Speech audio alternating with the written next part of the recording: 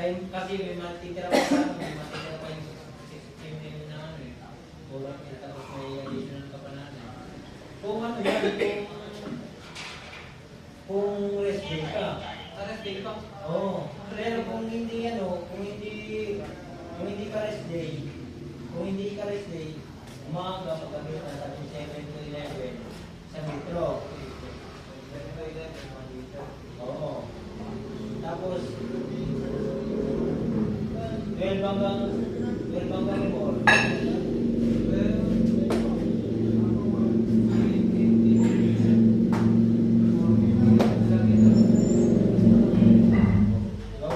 Gawin mo ano, gawin 600 ano, 600 ml.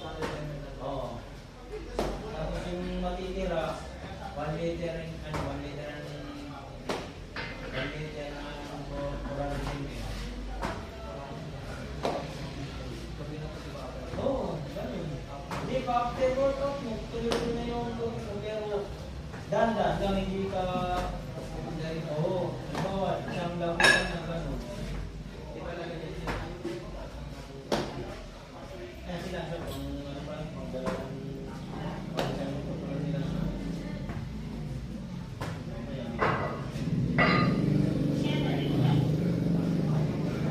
Kasi yung tubig natin sa katawan ng katawan, yun ang ginagamit natin maging energy kung mas na yung pagkakabi mo sa tubig na ginagawa mo.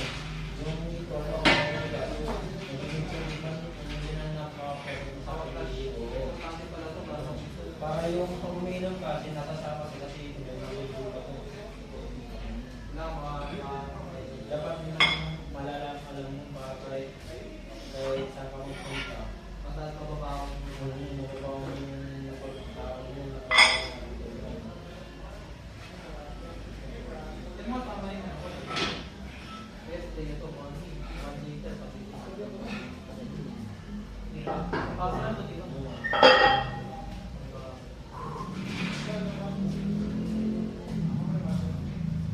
Araw-araw ba yun ang pagdalo ng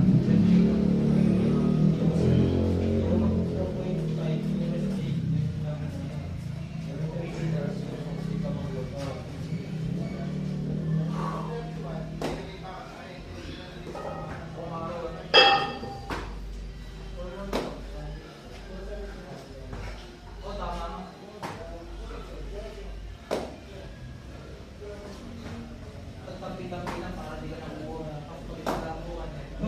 Para nakatagay yung tubig. Tapos nasulita pa din tubig no? oo, yan yung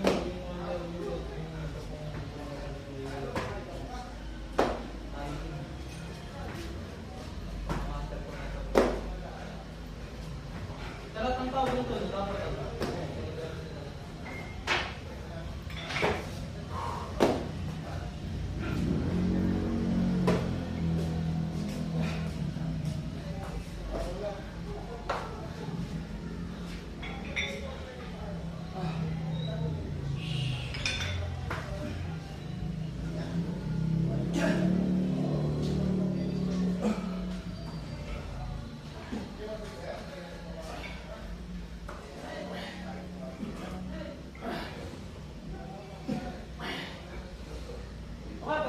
Hindi pa ako pagkagising mo. Sako, talaga ulit ako ng export.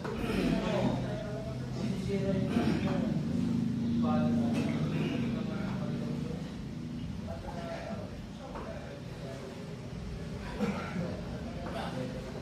Asan sila sa punta?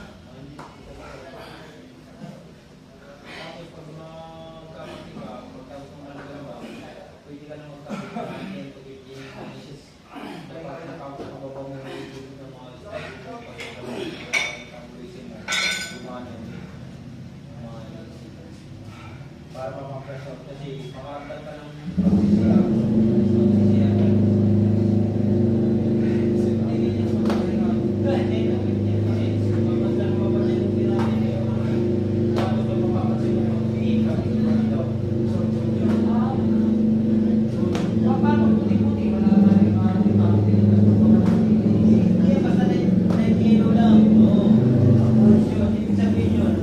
Ibig sabihin nun, nalilinis na ng konti.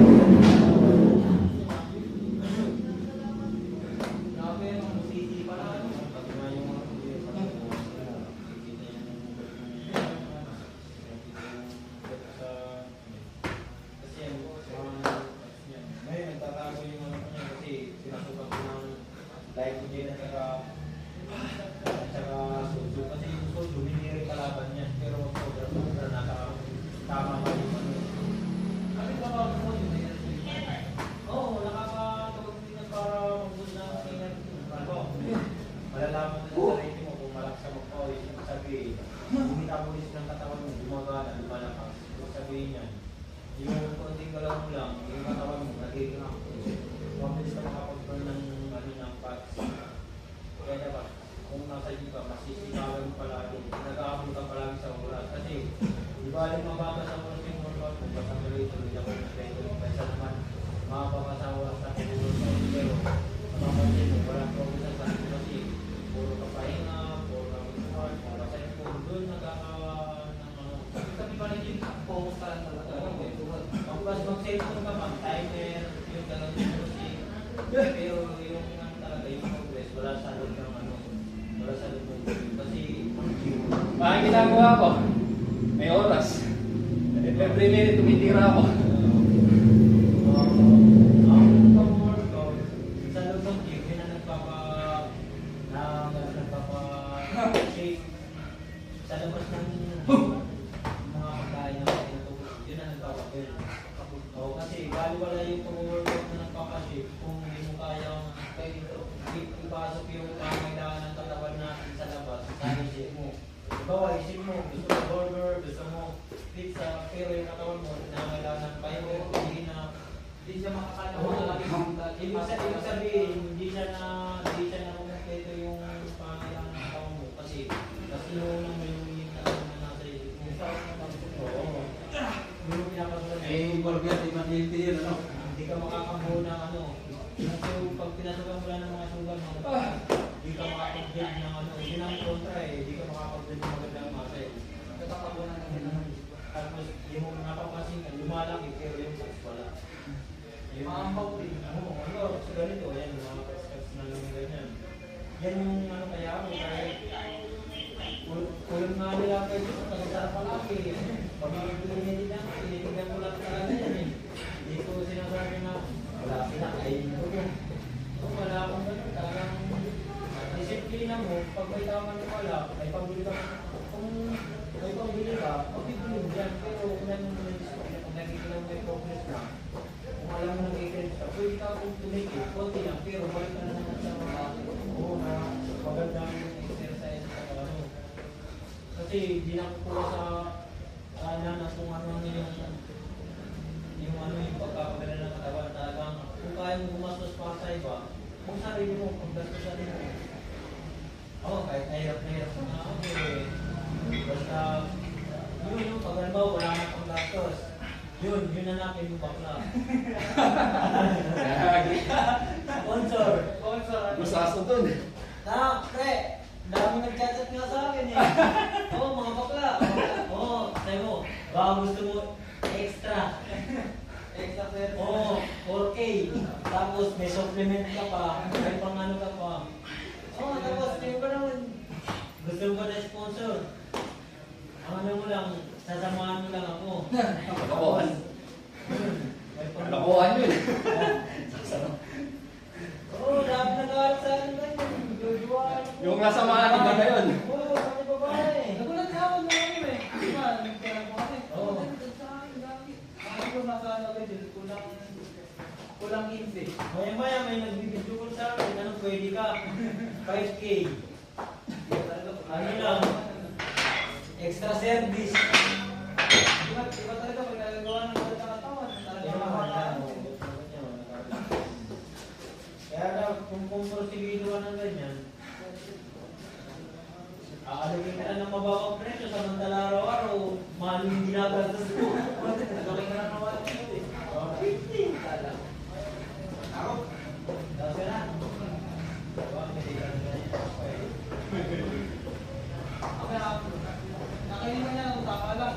Huwag mo tayo, nakainin ka ng Hindi, okay lang yan dito. Basta nga paggabi na ganyan, hindi ka naman mag-iitlog sa umaga na mag-iitlog. ako ilang. Oo, sa umaga, hindi ka dalawa. Oo, kailangan ng hormone natin yan, protein at saka yung ano yung good fats. Diyan ka kukuha ng good fats sa ano o itlog. Tapos kung nakakaisang itlog ka lang, pwede mo kunin yung ibang fats sa mani, avocado. Pero katumbas lang yan ng 100 grams. Huwag ka nang lalagpas. Kaya isang avocado yung isang slice lang. Maraming ano talaga sa maraming hindi naman sa mga yung about business, pero marami ka lang iwasan bawal. Nakapit na kami ng ulo. Oo. Ako, basic experience ko, talagang kaya ko magpataba, kaya ko magpapay, kaya ko magpapay. Yung target ko kasi ngayon, hindi pang banking eh, pang bilbag na kasi, kaya ayaw ko pang makakita ng muscle growth. Hindi siya makapag-gain na maayos. Kaya minsan, natawagan yung pagi. Lagi, lumalakas ka. Kung mong isip na lumalakas ka, kung nakikitik-tik ka, mundan ka. Na, yung lakas na yan, pwede ka lumakas kung nakaya mo lang ng marami. Anytime, pwede ka lumakas, anytime, marami ka ng marami, gusto mo lumakas. Pero kung mas yung ganda yung nakatulungan, disiplina, tamang tension, proper, tamang workout, yun ang hinahanap. Kaya po, tapos na ako sa palakasan, tapos na ako sa yung talagang sakto-sakto na sa akin, tama na sa akin yung tamang bunga. Basta masipag ka lang.